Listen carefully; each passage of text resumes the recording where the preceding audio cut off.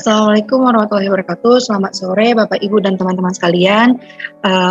Hari ini kami akan mendiskusikan mengenai case 5.2 American International Group Inc. Nah, pertama-tama izinkan kami memperkenalkan diri terlebih dahulu. Nama saya Raisa Nadira Azahra dan rekan saya yaitu Feren Arofik Yonika.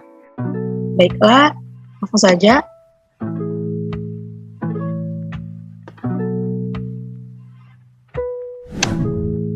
Case 5.2 American International Group.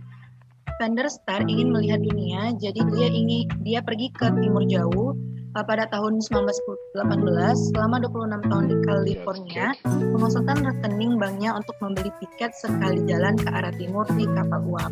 Nah, setelah berkeliling di Jepang selama beberapa bulan, Founder pergi ke Shanghai, China, di mana dia mendarat sebuah pekerjaan untuk pertanggungan perusahaannya.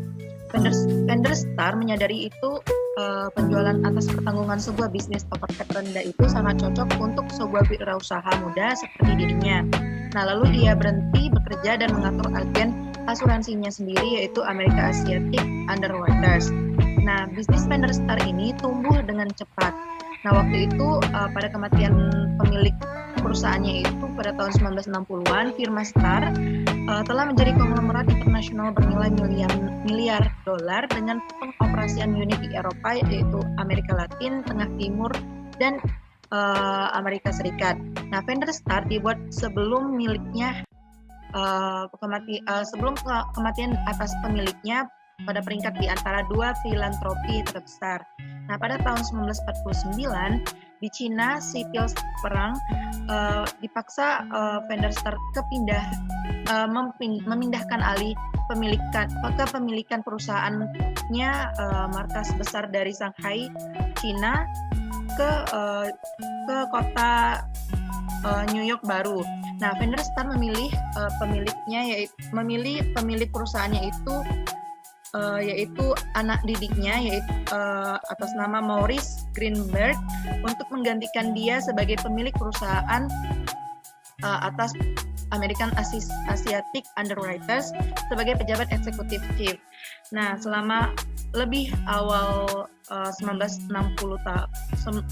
1960, Greenberg telah merubah menjadi bisnis perusahaan model. Nah, pertanggungan dan lainnya produk asuransi untuk individu, Greenberg meyakinkan Star bahwa bisnis seharusnya asuransi dan lainnya produk jasa keuangan dirancang oleh perusahaan besar, dan pada tahun 1969 Greenberg mengambil perusahaan tersebut yang telah pernah berganti nama menjadi American Group International Inc. atau AIG. Nah, untuk publik oleh daftarnya persediaan pada saat itu baru Bursa Efek York. Nah, selanjutnya Greenberg akan menyajikan sebagai perusahaan AIG atas eksekutif untuk hampir 40 tahun. Perusahaan menjadi terkenal di dunia untuk keuangan yang baru dan inovatif. Jasa produk itu terus dikembangkan dan agresif metode yang digunakan untuk memasarkan produk tersebut. Nah, hal ini menghasilkan hasil keuangan yang mengesankan perusahaan. Nah, oleh karena itu dari abad ke abad perusahaan AIG ini satu dari 10 perusahaan terbesar di United States dan di antara 20 perusahaan terbesar di dunia. Nah, pada awal tahun 2001, kelompok dari perusahaan AIG eksekutif telah datang dengan ide yaitu sebuah layanan keuangan baru yang mereka yakini akan menarik bagi sebuah jangkauan luas besar perusahaan. Nah, pada layanan ini akan melibatkan perusahaan AIG membuat disesuaikan atau Special Purpose Entities atau SPE untuk seperti perusahaan itu. Nah, SPE ini adalah biasanya kemitraan yang terdiri dari 2 atau lebih perusahaan yang bergabung bersama. Nah, sejak SPE ini dinamai adalah sebuah tidak didamaikan oleh anak perusahaan dapat mengunduh atau transfer kinerja aset buruk dan terkait kewajiban kepada entitas itu untuk meningkatkannya kondisi keuangan yang jelas antar kedua perusahaan tersebut. Nah, fitur manajemen neraca dari SPE ini adalah titik penjualan utama pada perusahaan AIG ini dimaksudkan mengandalkan pemasaran yang baru untuk pelayanannya. Nah, faktanya banyak perusahaan charge yang benar-benar menggunakan SPI untuk melakukan operasi kosmetik pada milik mereka keseimbangan lembaran. Nah, untuk membantu mengembangkan dan memasarkan layanan baru mereka tersebut, dari SPI baru melayani Joseph menyebabkan INY ke isu laporan sesuai Statement or Auditing Standard nomor 50, Reports on the Application of Accounting Principle. Laporan menunjukkan bahwa perlakuan akuntansi untuk aset dan kewajiban ini dialihkan ke SPI sudah dirancang oleh perusahaan AIG sesuai dengan GAAP. Nah, selanjutnya itu selama itu negosiasi dengan perusahaan AIG ini, PNC berkonsultasi dengan auditor untuk menentukan apakah akuntansi perlakuan untuk perusahaan AIG SPI produk ini memenuhi standar GAAP. Nah, faktanya PNC audit Limways ING ini atau Ernst & Young ini yang dimaksudkan itu auditor perusahaan dihubungi menentukan apakah PNC ini diajukan SPI akan menjadi sesuai dengan standar GAAP.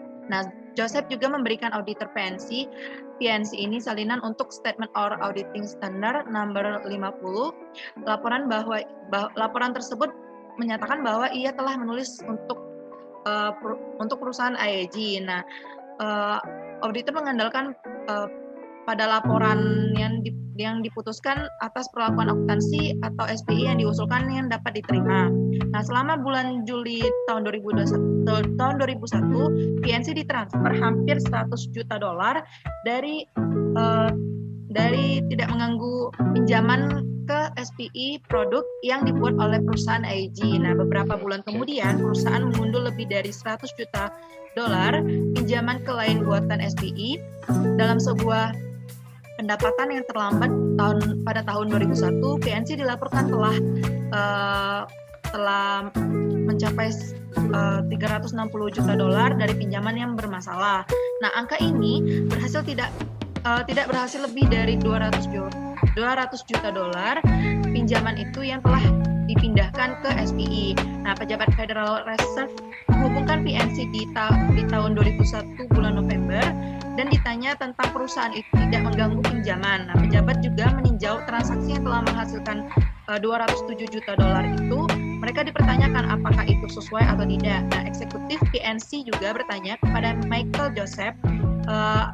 Pada mereka dengan Federal Reserve, Joseph membahas masalah dengan Federal Reserve dan membela perlakuan akuntansi dan pelaporan keuangan untuk pinjaman itu telah dipindahkan ke SPI. Nah, Federal Reserve itu tidak setuju dengan Joseph dan pada tahun 2002 bulan Januari memerintahkan PNC untuk membalikan SPI dan termasuk $200 juta tersebut dari pinjaman dikonsolidasi perusahaan laporan keuangan.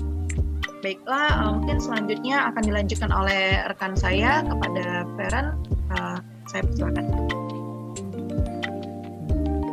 Baik, terima kasih kepada rekan saya. Dan selanjutnya saya akan membacakan case 5.2 ini. Jadi selanjutnya itu ada keputusan federal cadangan ke PNC membalikannya SPI transaksi dipicu dan penyelidikan perusahaan oleh Securities of Exchange Commission atau SEC. Dalam peninjauan SPI transaksi menemukan bahwa mereka tidak ada di kepatuhan dengan GAAP. Nah, perusahaan dengan SPI sebagai tindak terkonsolidasi anak perusahaan eksternal kesatuan harus memiliki sebuah minimum modal investasi untuk 3%. Nah, pada bulan Juli 2002, para eksekutif PNC dan berhenti dari setiap masa depan pelanggaran Undang-Undang Sekuritas Federal untuk menyelesaikan biaya yang tertunda terhadap perusahaan. Nah, 1 tahun ke depan, PNC ini sepakat membayar sebesar $115 juta dan menetap tuduhan penipuan diajukan terhadap perusahaan itu.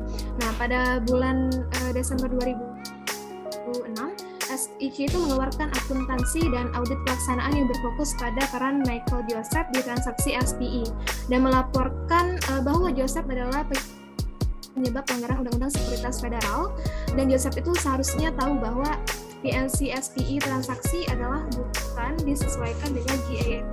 Nah, SIC melanjutkan amati bahwa Joseph ini sangat tidak masuk akal, dan si Joseph itu dirusak itu kemerdekaan dari ANY PNC Audit Tim Keterlibatan. Sebuah akuntansi profesor diwawancarai oleh Los Angeles waktu menggunakan analogi untuk menggambarkan kemungkinan dampak Joseph pada perikatan audit PNC.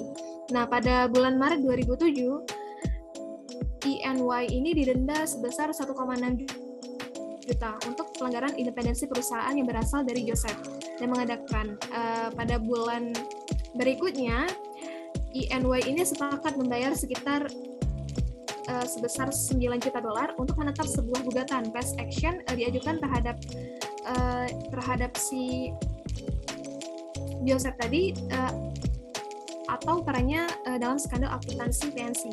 Selanjutnya,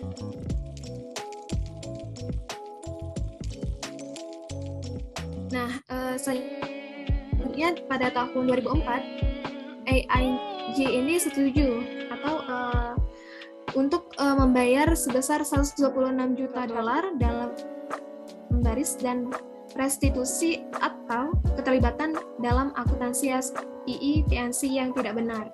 Nah, jadi jumlah ini akan didenda sebesar $1,6 miliar yang AIG setuju untuk bayar, tapi bayarnya itu telat pada tahun 2005 ke biaya dengan sengaja salah mengartikan akuntansi sendiri catatannya.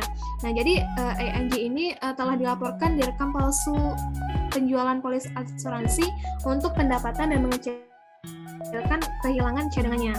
Nah, terus ada perusahaan dan pasar asuransi yang menurut para ahli keuangan itu keruntuhan akan menyebabkan di seluruh dunia ekonomis ini menukarkan juga sebesar $55 miliar untuk modal.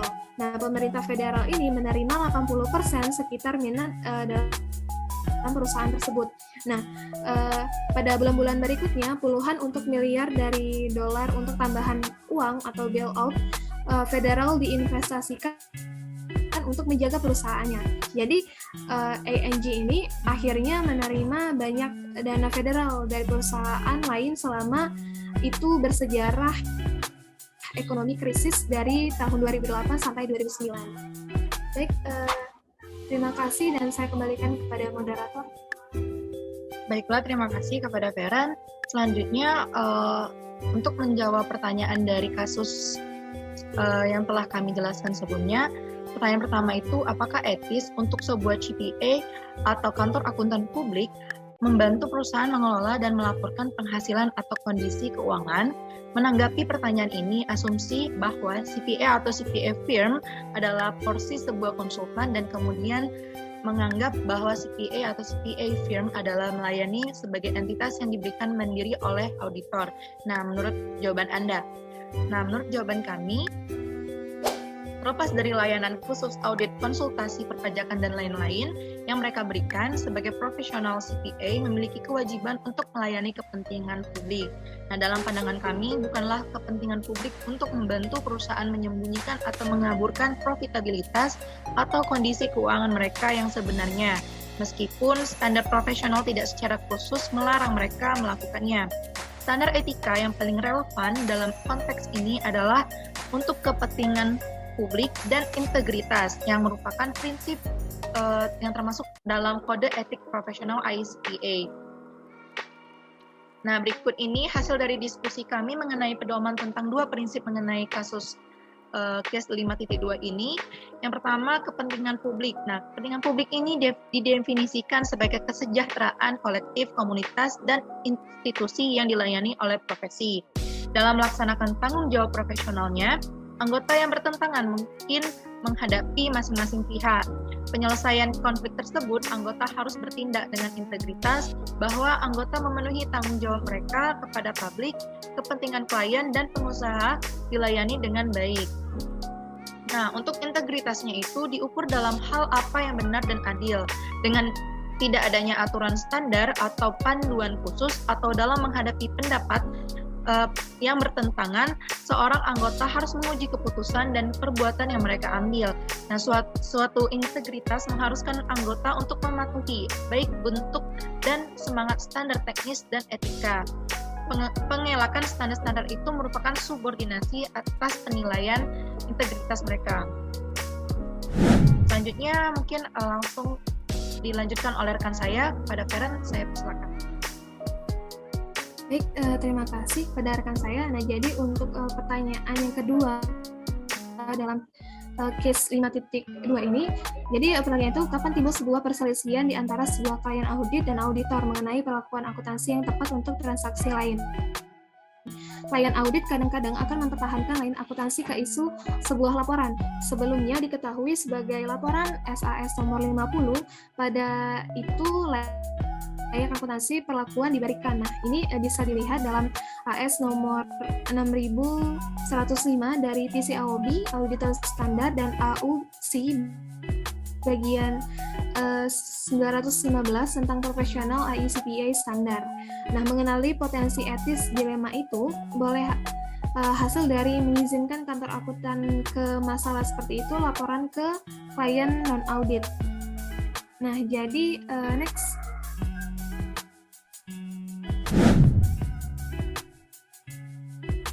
Nah, jadi di sini kami telah berdiskusi untuk jawaban nomor 2, yaitu latar belakang tentang SAS nomor 50 atau kasus 5.2 American International Group ini.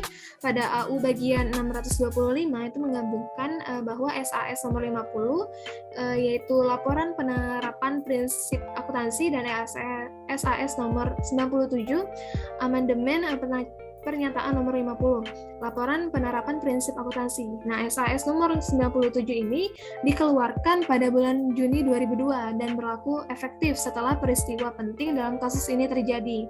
Nah, jadi perubahan utamanya itu dibuat oleh SAS nomor 97 pada persyaratan SAS nomor 50 sebelumnya adalah untuk melarang akuntan menerbitkan laporan tentang penerapan prinsip akuntansi pada situasi hipotesis. Nah, jadi laporan SAS 50 sekarang ini harus melibatkan situasi dan entitas tertentu. Jadi di sini ada AU 625.10 ini menjelaskan secara rinci bentuk dan isi laporan SAS nomor 50. Sedangkan untuk AU 625.11 ini memberikan contoh laporan semacam itu. Next. Nah, jadi selanjutnya itu tanggung jawab utama yang dikenakan pada akuntan pelopor atau AU bagian 625 untuk mendapatkan fakta. Sebelumnya itu mengeluarkan laporan tentang masalah tertentu. Nah, di antara sumber informasi utama yang harus diandalkan oleh akuntan, yaitu akuntan pelopor, adalah mendapatkan fakta, yaitu akuntan berkelanjutan dan perusahaan tertentu. Biasanya firma audit yang ada. Next.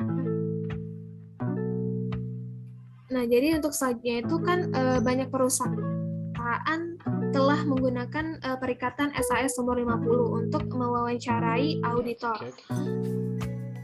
Bergantian secara efektif untuk firma audit mereka yang ada untuk lebih belak-belakan ke opini tersebut. Nah, jadi ketika ketidaksepakatan muncul antara klien audit dan kantor auditnya menanggapi perlakuan akuntansi yang tepat untuk sebuah transaksi tersebut, nah jadi transaksi baru atau tidak biasa, klien audit dapat mempertahankan kantor akuntan lain untuk memberikan laporan SAS nomor 50 tentang perlakuan akuntansi yang tepat.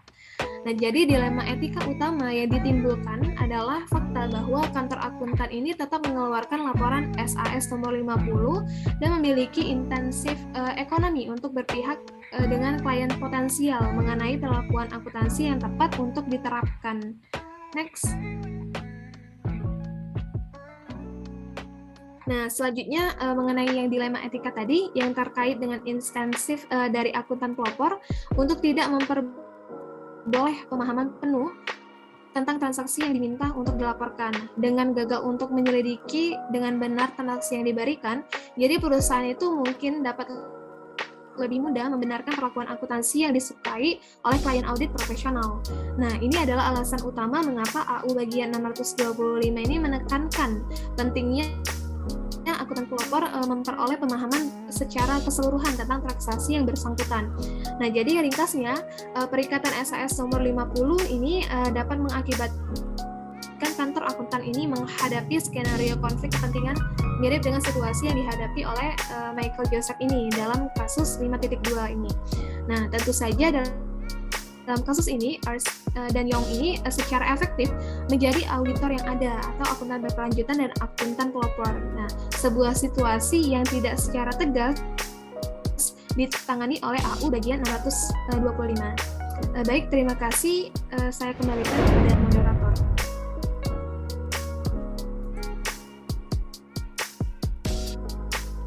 Baiklah, terima kasih kepada rekan saya, Karen Rofi Cernika. Mungkin cukup sekian hasil diskusi kita pada hari ini mengenai case 5.2 American International Group Inc. Mohon maaf apabila kami terdapat perkataan yang salah, kepada Allah kami mohon ampun. Saya akhiri. Wassalamualaikum warahmatullahi wabarakatuh.